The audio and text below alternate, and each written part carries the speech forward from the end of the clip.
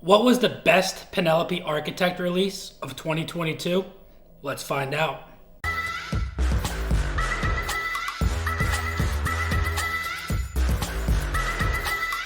What's going on, everybody? Nathan here with the Everyday Drinker, bringing you guys a brand spanking new blind episode. Today, we're going to see which Penelope Architect release is the best one of 2022. We have all four of them that were released that I was able to get my hands on. I know that there were store picks and whatnot and group picks, but these were strictly released by the distillery, and I want to know which one was the best. Before we get into the video, though, I want to just thank you guys for the love and support for the channel. It absolutely means so much to me. The store is finalizing. I am getting samples sent to me as we speak, and if they look as good as I want them to, the store will be opening February 1st, so make sure you guys stay tuned for that. I'm super excited for the stuff to come to the store. It's simple things in the beginning, t-shirt, sweatshirt, hat, and whatnot, but it's definitely stuff that you guys can pick up and rep your Everyday Drinker merch for whenever you feel like. Also, I've had a couple of comments on my sweatshirt strings not being even.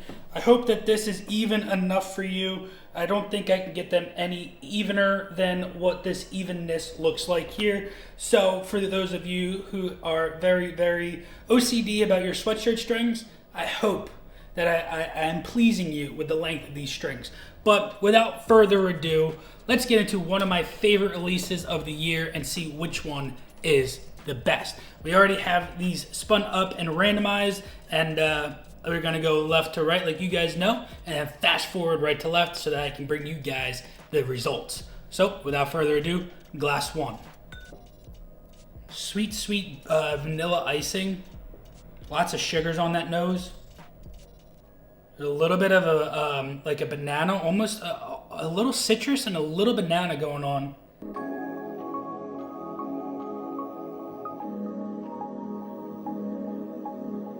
Yeah, that citrusy banana, sweet vanilla icing.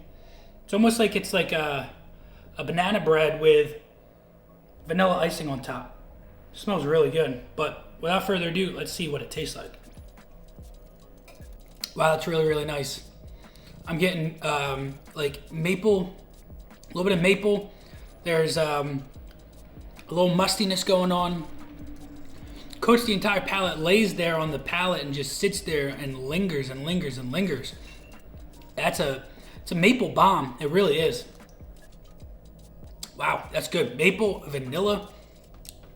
A little bit of that banana hits the palate, but the citrus does not. It's very it's darker fruits. There's a little plum going on. That's very nice. But I want to see what Glass 2's news is all about. Holy cow, that is so different. It's warmer, it's brighter, it's almost like it's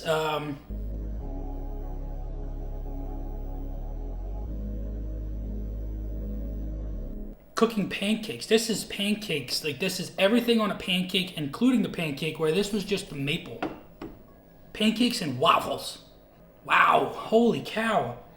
Dude, like, I've done the blind, like I did the blind once to come up with the best bourbons of 2022, and I did a very fast blind.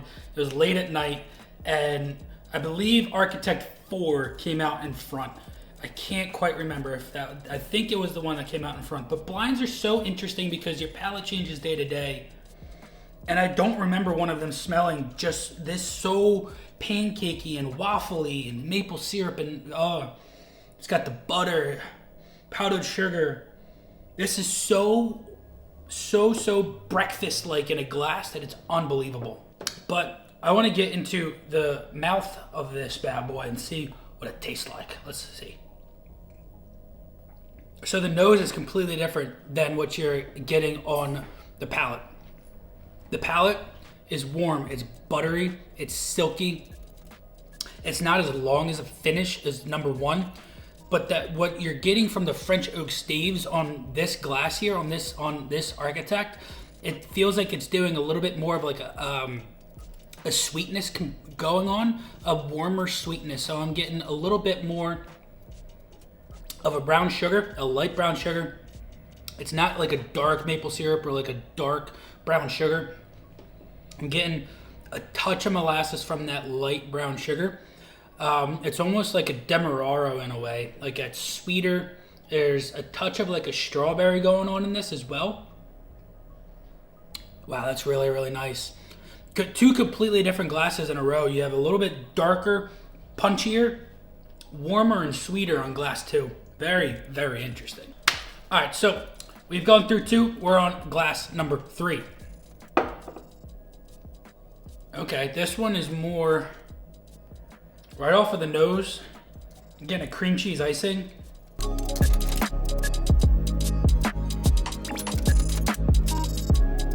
Getting a little peach, like a peach cobbler almost, with like cinnamon, a little spicier on the nose as well.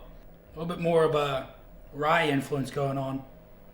Wow, okay, so different on the nose. 1, 2, and 3 so far, so different. I'm getting oak leaves, like you're walking through like, it's a fresh fall leaf day. It's a little bit musty and moist outside. You're getting, and it's like a warmer day, you know, so all of that, those oak leaves that have fallen on the ground, that scent is just coming right up to your nose. Yeah, oh man, that's a little bit more dark on the nose. Interesting. This one is so different. All 3 of them are so different. All the same bourbon, so different.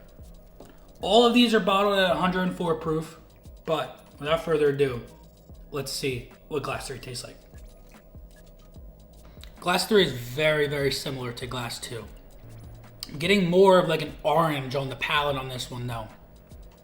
I'm getting a darker vanilla. It coats the palate and it has a longer finish than glass 2. Feels a little bit warmer going down than glass 2 as well.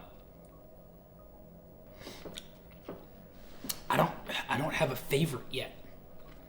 This is so interesting. It's like you lick the icing off of a birthday cake is what this one's like.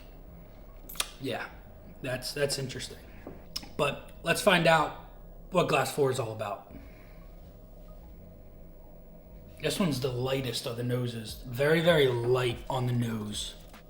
Cherry, almost like a cherry cola in a way, or like a cherry cream soda. It smells creamy, smells cherry.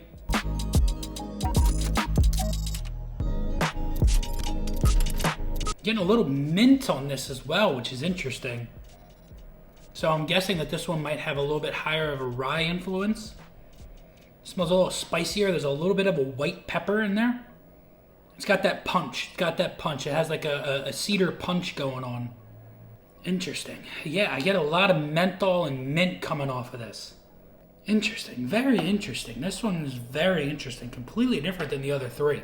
But let's get another palate and see what number 4 tastes like. This one's, oh wow. It's like a oatmeal raisin cookie. It's thick, it's sweet, it's got that oatiness, and I can taste raisins off of this as well. Raisins and plums. Yeah, this is an oatmeal raisin cookie in a glass. And oatmeal raisin cookies might be my favorite cookie of all cookies. Yeah, I think oatmeal raisin cookies are my favorite cookies of all time. Especially when they're soft and gooey and they just fall apart. Like, you have that flat cookie and you hold it and it just breaks in half. Oh my God, so good, so good. But I don't think that translates into this one being my favorite because the finish is short and that's the only pronounced flavor I'm getting out of it is that oatmeal raisin cookie. All right, guys, so I'm gonna go cleanse my palate, and you guys know the deal. I'm gonna fast forward right to left, and I'm gonna give you guys the results that you are all waiting for. All right, guys, so we are back. We're gonna start right to left and zoom through this. So I'll see you guys at the conclusion.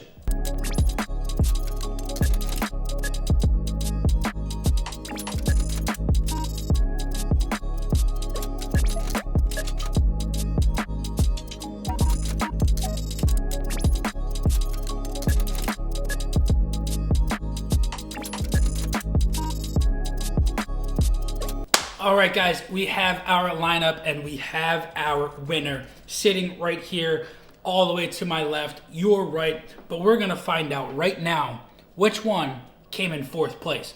Fourth place goes to... Oh, Architect number 3.